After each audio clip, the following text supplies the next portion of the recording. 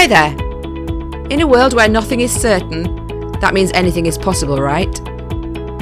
If you want to fulfill your dreams and desires, you are in the right place. You absolutely can have a life of happiness. Everyone deserves an abundance of love, laughter, success, health and wealth. I'm Tara Chadzakis and you're listening to the Happy, Inspired, Motivated podcast. The show that brings you meditation, mindset and motivation.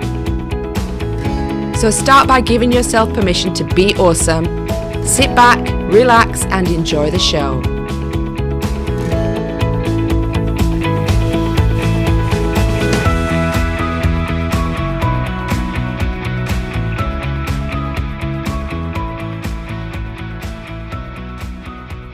Hi there and welcome to this week's episode of Happy, Inspired, Motivated. Today I'm joined by the lovely Frances Robertson Ritchie, and Frances is a yoga instructor. She focuses on movement, meditation and mindset, so the whole three is a combination which she uses to help people manage stress and find more joy in the present moment. I have to admit, I do meditation most mornings and I find it really beneficial to set my day off in the right tone. It allows me to clear my head and get me focused for the day ahead. I've also recently started yoga, so that's another thing that interests me. I love the fact that yoga is focused on working the breath in the body and being aware of your body and not allowing your mind to rush off because you've got to focus on what you're doing. So it's really, it's a new thing for me because I do like to do some form of exercise. I'm not very strict with myself, though I don't do it consistently, but I'm trying my best. And yoga seems to be quite a good way of getting me moving as well, not just exercising and staying fit, but actually getting my body in alignment, getting it moving, getting it going and keeping me energized. So without further ado, I'll bring Frances in. Hi, Frances. Thanks so much for joining us here today. How are you doing? I'm good, thank you, Tara. I'm really good. I'm really happy to be here. Great. So how's life in, whereabouts is it you're from? Where do you live? I live on the south coast in Folkestone, a town called Folkestone. So we're lucky to be by the sea and we've got the countryside behind us, which is really nice. Yes, I feel very grateful, especially at the moment where the daily walks are a big part of our life. Yeah, the same for us. We live on the Isle of Wight, so we're like 5 minutes walk from the sea as well. And it is really nice to get out and be able to, I don't know, commune with nature and be around the trees and the sea at the same time, because we've got them both together, which is really nice. So yeah, Folkestone's more of I think of it as a place for ferries. Oh yeah, it used to be a long time ago in the 80s. Yeah, they used to have the ferries here. That went to France, didn't they? But I think they closed them all down sort of late 80s, early 90s, and now it all goes from Dover. So we don't have those anymore, but we are so close to France. You know, you can see France from here. Yeah, nice. It is lovely. It's a nice part of the world. Yeah, we like it here. Yeah, we've got a place on the south of the island called Ventnor, and if you're down there, you can pick up French radio. Oh, cool. Yeah. It's quite funny when you're driving down the actual road. It's like it's got the normal radio, then it goes, and then you've got a French guy speaking, then it goes, and it goes back to English, and you're like, oh my god, okay, we're near France here, so it's pretty cool. Yeah. So, Frances, tell me a little bit about your story. So, what brought you to where you are today? Well, it's been an interesting journey. I'm just coming into my 5th year of being an entrepreneur and a yoga teacher, and cool. I teach meditation and I do hypnotherapy too. And I combine all of those things to help my clients and the people that I work with. But it's a long way from where I was sort of 5-6 years ago, which was I was working in London. You know, I'd come out of university thinking that I wanted to work in the fashion industry. You know, I thought I wanted all the hustle and the grind. And did you study fashion then? Is that what your university was? Yeah, I did. I did fashion management. So I came at it more from a kind of logical, analytical background, Okay. Yeah. and went into jobs as a merchandiser and operations manager, kind of worked my way up through different roles and in different companies. And I really thought that that was what my passion was. I really did think that that was my passion. But I got to, I'd been working in that industry for about 10 years, Okay. and I'd had my son. So I had my son when I was 28, and that really changes things. That really changes your Yeah. perspective. Well, that was probably the start of my shift in thinking. It certainly wasn't anywhere near me making any real change, but definitely I started to shift the way that I was thinking, because trying to juggle motherhood with a job where you're expected to kind of just carry on as usual brings up so many challenges. Yeah. And I'm sure, it's just it's a challenging time to try and juggle that. And you go from being someone that you were before to, suddenly you're someone new with all new kind of values. But that was very much the beginning of my journey. I was still really embedded into that industry. Yeah. Went straight back when he was, I think, like 5 months. So I didn't take very much time off at all.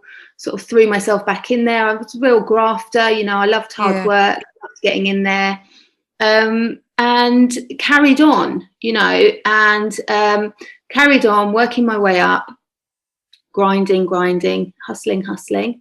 And then I had my daughters. So a couple of years later, I had twin girls. By this time, we had moved away from London. So we moved down to the South Coast. I kind of knew that I had had enough of living in London, and especially with children, I wanted be around the sea and the countryside, like we were talking about, and that's where I grew up, down here. So I definitely was feeling a shift away, and I'd started to think more about the idea of working for myself. I kind of had that in my mind as something that I felt would really work for me. I just couldn't figure out how to make it happen. I couldn't seem to figure out how to escape. That's what it felt like, Yes, so that's one of the hardest things to do, actually, taking that leap of faith and doing it and working out what you're going to do as well. Yeah, especially I had no idea about the entrepreneurial scene. I had no kind of one to look to. I had no inspiration. I was very much stuck in this bubble of industry, of companies and jobs and working your way up the ladder, So I couldn't get my head around it. I just knew that there must be something more, to this life that I'd got stuck into, where I was by now I had 3 children. My daughters were, they were even younger when I went back. So I think they were about 3 months, so I was really having to leave the kids very early in the morning, jump on the train for 2 hours, long days, very stressful. Coming home, they were already in bed. So I barely saw them. I was paying lots of money on nannies to look after them. And but still all the time I'm telling myself, no, this is the, sort of fighting with myself, no, this is how it has to be. Just keep going, just keep going. And it was getting more and more stressful. At the same time, the job that I was in was asking more and more of me. And I felt sort of putting more and more pressure on me to give more, when actually I felt like I couldn't give any more. There was no more left to give, So I really was starting to get to breaking point. I at that time, I wasn't healthy. I drank loads, every night. Not loads and loads, but, half a bottle of wine a night, just to sort of relax, because I was on that off. Yeah, exactly. Yeah. And I couldn't relax otherwise. And even that didn't really help me relax, because that brings with it its own anxieties, doesn't it? And so I didn't sleep well. I was anxious. I'd wake up in the night. I was really emotionally reactive. So everything like made me want to cry or explode. Okay. Yeah. So there was that sort of real high stress level that you're working with all the time. But I didn't realize. I thought that was just how things were, You sort of get conditioned to into that way of life, don't you? You don't realize there's a different way. Totally. And the thing is, it's actually encouraged in these kinds of jobs. It's like you drink all the coffee, you know, you belly eat all day, and then you might just like throw a sandwich down while you're working, you know, Yeah. and then, you know, you do go out for drinks after work, and there's quite a big drinking culture. And so actually it's the norm, you know, it's very much the Yeah. norm. And everyone is in that like really high stress state.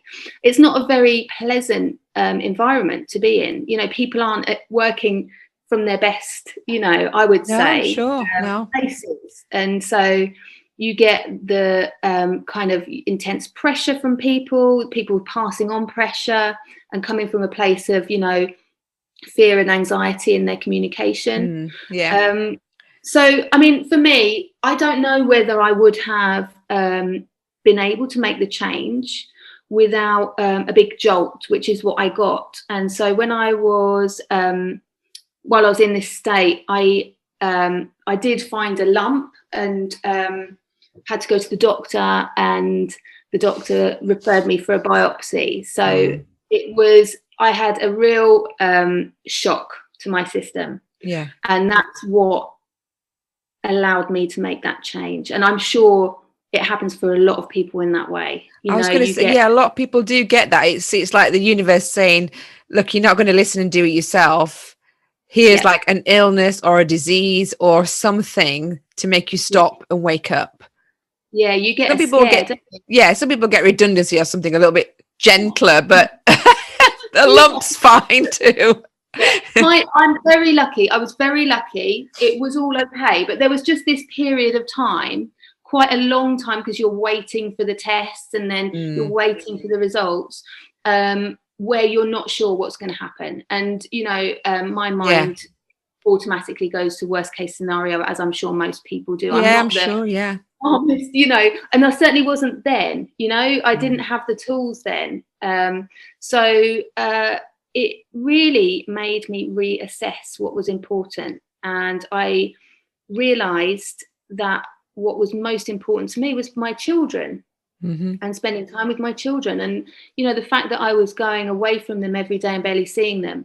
And then when I was at home, I wasn't able to be fully present with them because I was still just trying to manage my emotions all the time. Yeah. So I actually called in sick to my job and I never went back.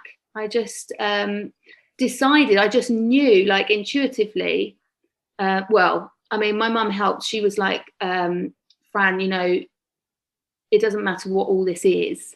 You have been running around like a mad woman for the last however many years. She was like, something has to change. And I kind of just knew that I knew in my head that I'd been saying to myself every day when I went into work, kind of, I'd been steeling myself for it, almost like holding myself ready for the blows, almost like physical blows. Yeah. That you get into this place where it's so stressful that it almost feels like you're getting a battering, you know. And I'd sort of been going in like trying to put my armor on, and I thought, what are you doing to yourself? Yeah. You know, yeah, definitely. stop. Take yourself out of that situation because it is, you know, it's doing something, you know, to my immune system, and it was immune system related in the end. And stress does have an impact on our health and our immune system. Definitely. It just does, you know. So I was I count myself as very lucky to have had that awakening and realization, and I'm very grateful. And so that was how I came to leave the job, and then just took some time quietly. I did a lot of reading. Around health. I started to value my health so much more. I suddenly thought, what have I been doing? What if something had been really wrong? How could I look at my children and sort of say to them that I hadn't done everything that I could to look after myself? You know, I was a little bit ashamed of myself, I think, because I hadn't been looking after myself. I'd been treating myself like a teenager, you know, living a bit like a teenager, just doing the bare minimum. And, you know, you put everything into the kids as well as a mum. It's so common, and we put ourselves last. We think, oh, I'll be fine, I'll be fine, I'll be fine. Don't eat, just running on, empty all the time, not taking any time for yourself. And actually, if you want to be the best for your children, this is the way that I sort of realized it. If you want to be the best for them, you need to be taking care of yourself. It's a responsibility, isn't it? Yeah, it is, definitely. So Yeah, you owe it to them, don't you? I mean, you can't drink from an empty well. If you're completely barren and dry because you know, emotionally and mentally and physically, you've nothing to give, have you? Exactly. And the way I thought of it is like, the kids look to me for mood, energy, motivation. It's like we're the captains of the ship. And if we're going down, the whole ship is going to go down, So it's like, That's true. we need to make sure that we've got our energy up, Yeah. and we can be present for them, and, and laugh, have that ability to be joyful. And we can only do that if we're looking after ourselves. So I started by learning how to look after myself. I basically, like a baby, I sort of started to learn how to really take care of myself. And self-care is such a word that's bandied around. And I really I don't see it myself as related to like bath products or, expensive retreats. To me, it's very fundamental, basic stuff that is easy and generally pretty much free for everyone. And it's just about relearning those tools, to look after yourself. And so that's what I've developed into my business, really. Okay. And it started with yoga. I trained to be a yoga teacher because yoga was helping me through that very difficult transition. Yeah. And I realized that it was so much more than just the movements and like an exercise class, which is what I thought it was before.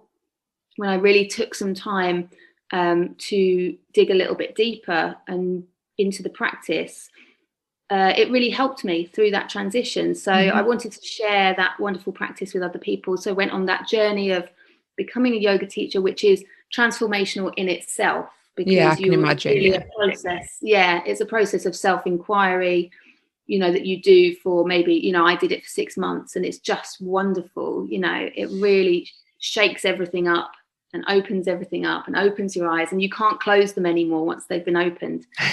So that brought with it more changes. I was really interested, and I am always interested in the mind and mind-body connection and the power of the mind and the power of the body, and how it all ties in together.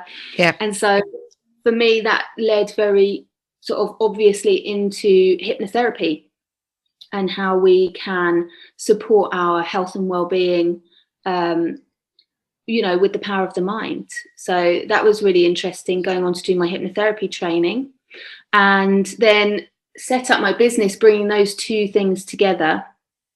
I'm really interested in sharing simple, useful tools with people. So I really like to demystify yoga. It doesn't have to be, it doesn't have to feel sort of elitist or like you have to be able to do anything in particular to get the benefits from it.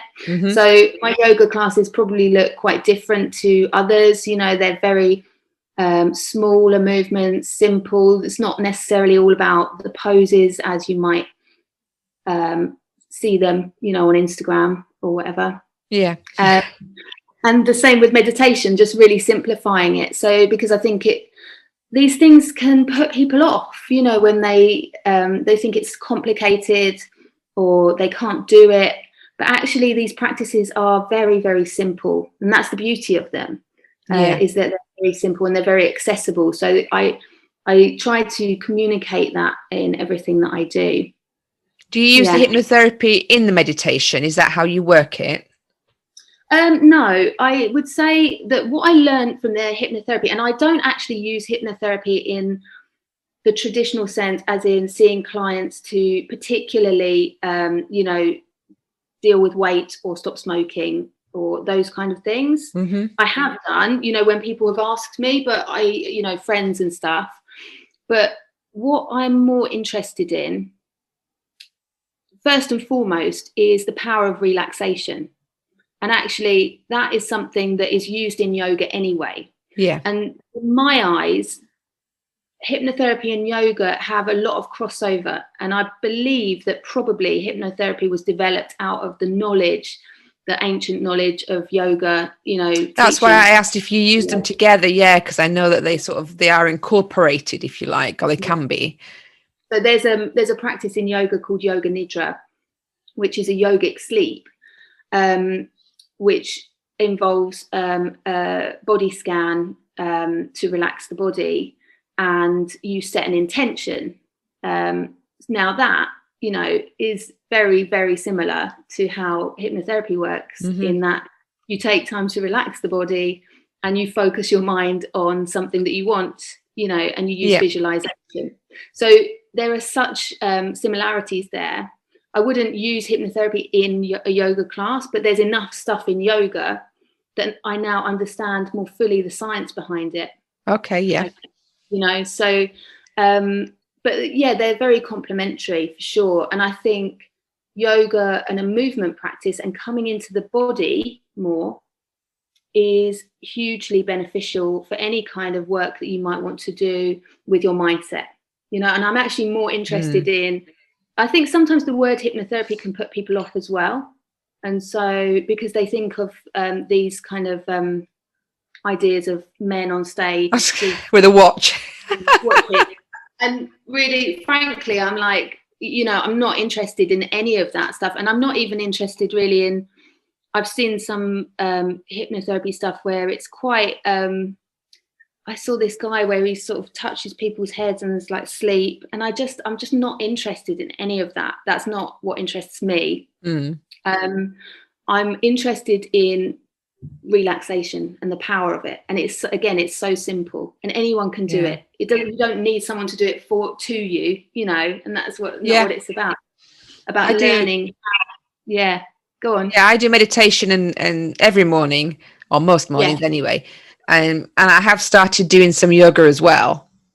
I'm not doing it for like the health benefits, like you say. It's not exercise for me. It's a matter of moving my body and consciously doing it as well, and incorporating the breath and being aware of my actual physical body. So that's quite important for me. And I enjoy it. It's not easy. It's certainly not easy, but no, it isn't easy. I always say my yoga style is gentle, but that doesn't mean it's easy. It's not easy. It looks quite easy when you see people just sort of doing they hold a pose. You think, oh, that looks dead easy, but it's not. I mean, God, you can feel it stretching your muscles as well. And I'm like, I didn't sign up for this. Yeah. But I think it's really important in yoga for people to have an understanding that they don't need to put themselves into shapes that don't feel right for them, because there is this kind of misconception of what yoga is, especially that's perpetuated on social media with images of people contorting themselves. Some of them are real contortionists, aren't they? You're like, Christ, how the hell? And really, it looks painful. Is it useful to the everyday person? Is it useful to you? Is it useful to me? No, it's not. It's actually not useful. And it makes me very sad when I hear people say, oh, I can't do yoga because they've had an injury from it, or some, their osteopath has told them not to do it because, and I think it comes from this misconception of what it is. It doesn't have to be that way. Yoga could be moving so gently and in such a small way, just a very subtle movement of the spine gently against the ground when you're lying on your back. Yeah, some people, I've heard them say, I don't do yoga because I'm not flexible enough. That's one thing that people do think, you have to be like ballerina flexible to do it. I mean, that's again, like, because you said, because of the pictures they see on Instagram, isn't it? Yeah. And it makes me very sad because there are so many benefits that we could be gaining. And it's not to do with the flexibility at all. And actually it comes back to yoga is about the philosophy really to me, and it's about coming back to a realization that we are whole and we are complete beings, and that we don't need fixing. You know, it's about that self-love and self-compassion. That's the fundamental for me, underpinning everything that I teach. Now, some yoga classes make us feel like we're not good enough because we're not able to touch the floor, you know, touch our toes. That doesn't fit for me. You know, it's about getting in touch with your body again and reconnecting, you know, with yourself. Yeah, definitely. What's a couple of things you would suggest to my listeners that are ways of self-care if they're going to start doing something to benefit themselves? What are simple things that they could sort of incorporate into their lives to gently transition into being more aware of what they need and loving themselves? Because you said, like, it's not about spas and things. So what are some things that they could do right now that are cheap or free or easy to do? Free. I'll Free tell is you good. some free things. Yeah, free. Okay, so I would say meditation. I would start with like 2 minutes. So set your time, because don't get overwhelmed and don't feel put off. And I would give you just a couple of things to focus on in that 2 minutes. And they are anchor points, you know. So there's a couple of anchor points that are really useful. And one of them, and you can do this with your eyes open. You know, you don't have to be sitting in lotus position. Let's let go of that idea. You know, you can sit comfortably in a chair, you know, and just start to notice the feeling of support underneath you, wherever that support is felt. You know, so can you feel the chair underneath your sit bones? Can you feel the ground beneath your feet, maybe? And just start to feel into that sense of support of the ground. It's like a remembering, isn't it? It's like, oh, yeah, we are supported. And so that's a really great anchor point. And if you're going to spend just 2 minutes to get a little bit of peace and rest your mind, that anchor point is a really good place to start. And the second anchor point is the breath. And we don't need to necessarily do any fancy breathing techniques, although there's lots out there and they're really great. But let's just start with noticing how the breath feels in the moment. And I like to think of it like coming back to meet an old friend. So just meeting your breath where it is and not trying to change it, not trying to control it, not thinking that you're breathing wrong, because you're fine. You're still alive. So you do something right, I guess. Yeah, you're fine. You're fine. So 2 minutes, just notice the support from the ground or the chair beneath you. Notice the feeling of your breath. That's one thing to start to incorporate into a routine. Now, I do that because it's so difficult, isn't it? It's like, oh, when do I have the time? Even 2 minutes. So for me, get into bed before you lie down to go to sleep. That's when you do it, because you're there anyway.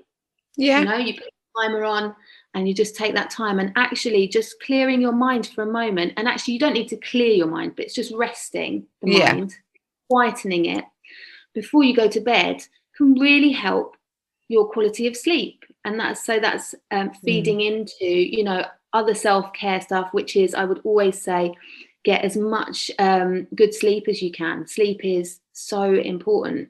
You know, so really sort of taking care of your sleep routine when you go to bed, and relaxation. So conscious relaxation of your body, because sometimes sleep isn't necessarily relaxing.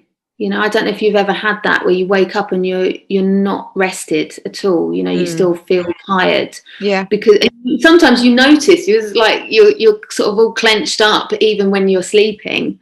So actually conscious relaxation of your body. So taking a little bit of time, maybe again 2 minutes.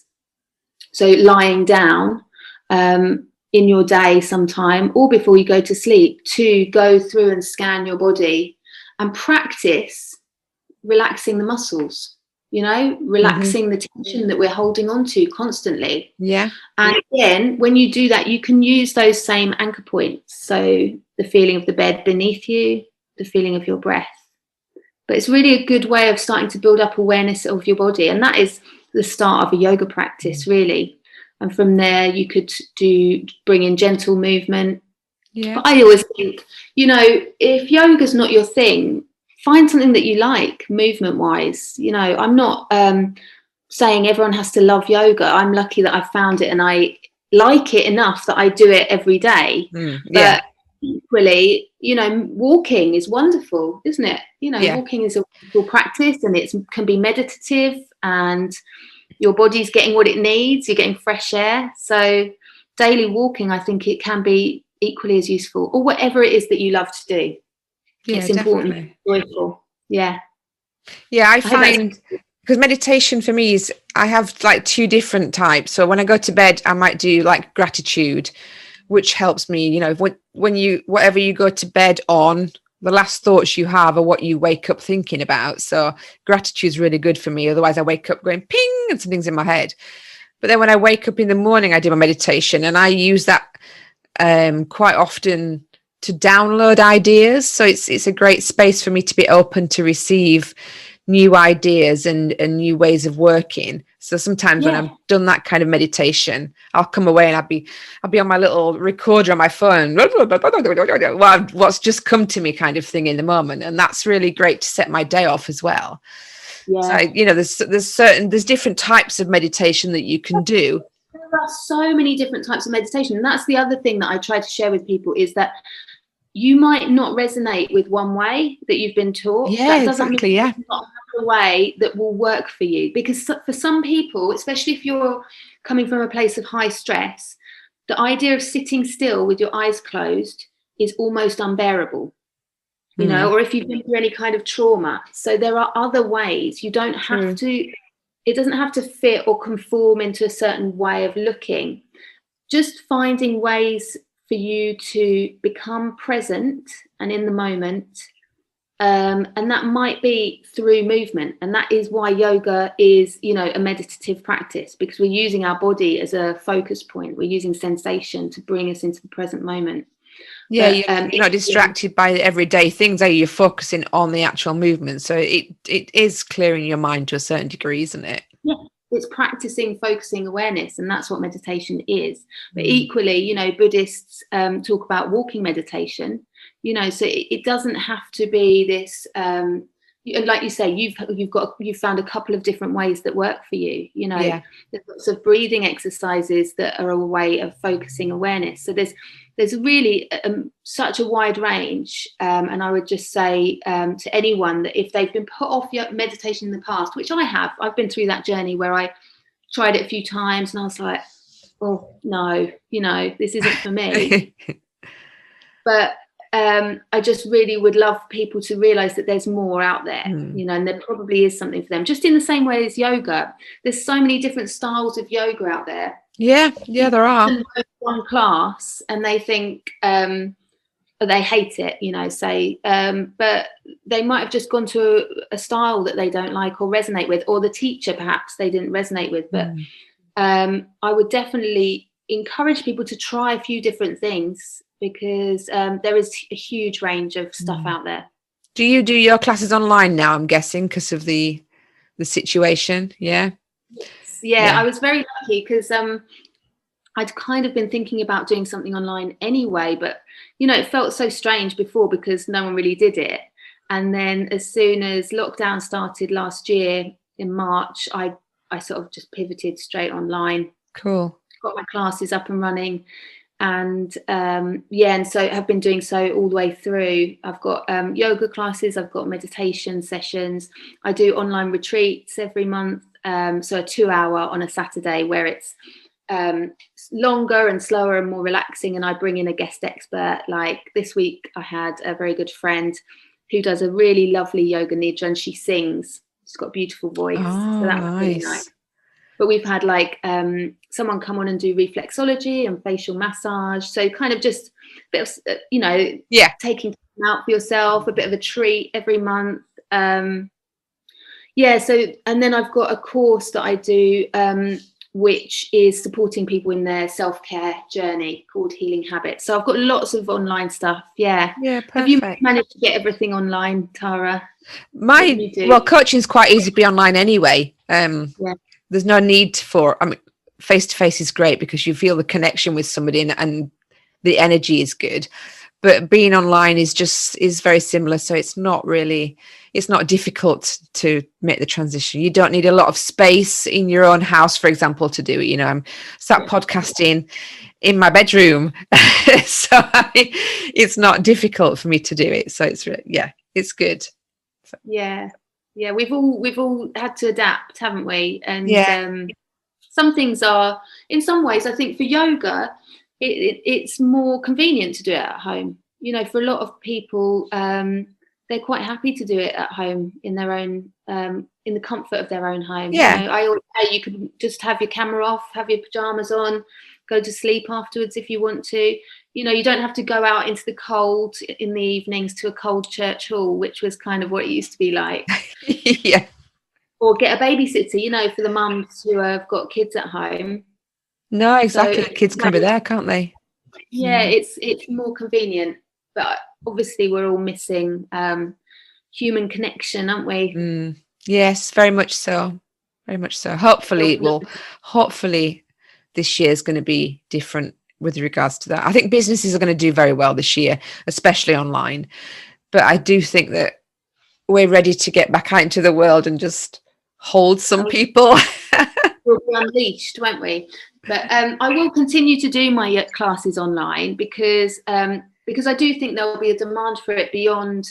And then I'm just excited to get back to in-person retreats. I do lots of weekends and days. We've got lovely sort of hotels and locations around this area. So, and that's always just such a pleasure to nice run that sort of event. But I really miss that. Looking forward to getting back to that. That's wonderful. So if my listeners would like to get in touch with you or learn out something more about what you do, how can they find you, Frances? Well, I've got a website. So it's www.happyhealthyyoga.co.uk. And on that website, I've got a free relaxation that people can download to listen to. And it's quite a short one. It's just about 8 minutes. So if you wanted to practice that kind of conscious body relaxation, then you could go and grab that. So I can share that link with you if you like, Tara. Yeah, perfect. I can put it in the notes as well. Yeah. And what about social media? Can they find you on there as well and check you out, stalk you? Yeah, definitely. I've got a group, Happy Healthy, where I share loads of free resources. So lots of videos, short yoga videos and tips and techniques. And it's a really nice community of people. We all share stuff, inspiration. Is that on Facebook, I'm presuming? That's on Facebook. Yeah. So that's Happy Healthy, and I can share the link for that with you. And also I'm on Instagram as Happy Healthy Yoga Cheriton, which is a bit of a mouthful, so I'll share that with you too. Perfect. All right, well, thank you so much for your time today. I really appreciated it. It's been a very calm interview, which is it's a nice energy. It feels good. Yeah, it's lovely to chat with you, Tara. Thanks. It's really nice to meet you and speak to you. Thank you. Well, you take care, and thank you so much for being with us today. Yeah, you take care too. Have a good day, won't you? Yep. Bye. Bye. Well, that was lovely to talk to Frances today. She is a really beautiful energy. She was so calm and she was so sweet. It was really nice to talk with her. And it's really important, one thing that she touched on about when you're leaving the 9 to 5 and moving into being an entrepreneur, it can be really scary. And it's quite difficult to make that leap sometimes, especially when, first of all, you might not know how to do it. And second of all, you might not know what you want to do. It took her a while to prepare herself and understand what she needed. And it wasn't anything that she had a skill in already. It was yoga. It was something brand new. And she retrained to do that. And that's great that she found that. I mean, some people can spend a long time looking for something different, something new, but she found it, and that's great. So if you need help at all transitioning from your job into being an entrepreneur, whether it's finding out what you're going to do, whether it's learning how to do it, or whether it's having the courage to do it, because sometimes we're very scared about it, I have a group coaching program that will be perfect for you. And it's starting in March. It's a 3-month program and it's called Overnight Success. It's going to be a group of entrepreneurs or want to be entrepreneurs who are going to go through 3 months of learning how to get started properly, the basic foundations, really getting into social media and setting up a website and getting past the fear of doing lives and content creation. So it's going to be all of those things coming together to get you the foundations that you need to build a strong, successful business. So you can find a link on my website to give you more information about that. As I said, it's called Overnight Success. You can email me and get on the waiting list right now because the doors don't open till the end of February. So in the meantime, if you enjoyed this episode, please make sure that you've subscribed so you can find the next one popping into your computer or your iPhone or however you tend to listen to your podcasts. Please rate and review my episode. It would be great to reach more people who need to hear this message just at the right time. So until I speak to you again next week, take care, and I'm sending you lots and lots of love for a fabulous Friday in February.